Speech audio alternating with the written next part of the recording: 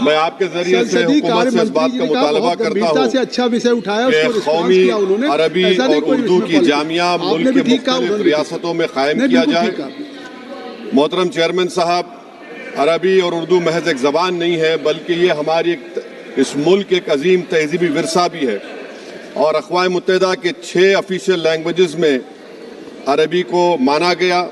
اور یہ ہمارے ایک سافٹ پاور کے لیے، ہماری ایک تہذیبی ڈپلومیسی میں ایک بہت بڑا رول ادا کرتا ہے عرب دنیا سے تعلقات کو فروغ دینے کے لیے۔ دوسری طرف چیئرمین صاحب، اردو ہمارے آج شیڈول میں 22 آفیشیل لینگویجز میں اس کو جگہ دی گئی ہے۔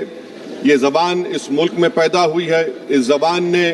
انگریزوں کی آزادی کے خلاف انقلاب زندہ باد کا نعرہ دیا، بلکہ پریم چند کی کتاب سوز وطن کو انگریزوں نے اس پر پابندی لگائی تھی، محض اس لیے کہ اس میں ملک کی حب الوطنی کا ذکر کیا گیا۔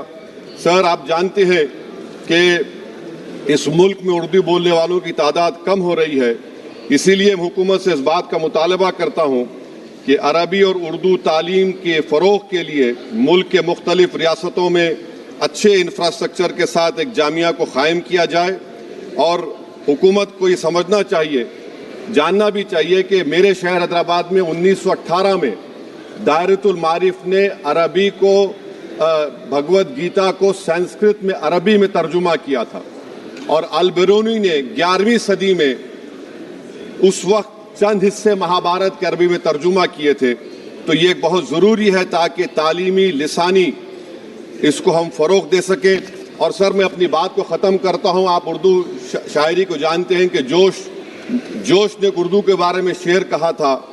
کہ ندی کا موڑ، چشم شیری کا زیر و بم، چادر شب نجوم کی، شبنم کا رخت نم، موتی کی آب گل کی مہک، موتی کی آب گل کی مہک، ماہ نو کا خم، ان سب کے امتزاج سے پیدا ہوئی ہے تو، اور کتنے حسین افق سے ہویدا ہوئی ہے تو، لمحہ ملا ہے کہ نمک خار ہوں تیرا، لمحہ ملا ہے لہجہ ملا ہے کہ نمک خار ہوں تیرا، اور صحبت زبان میں ہے کہ بیمار ہوں تیرا۔ میں امید کرتا ہوں کہ حکومت اس بات پر غور کرے گی، اور حیدرآباد میں جو مولانا آزاد اردو یونیورسٹی ہے اس کو بھی ترقی کرے گی، اس کا موثر کرے گی۔ بہت شکریہ۔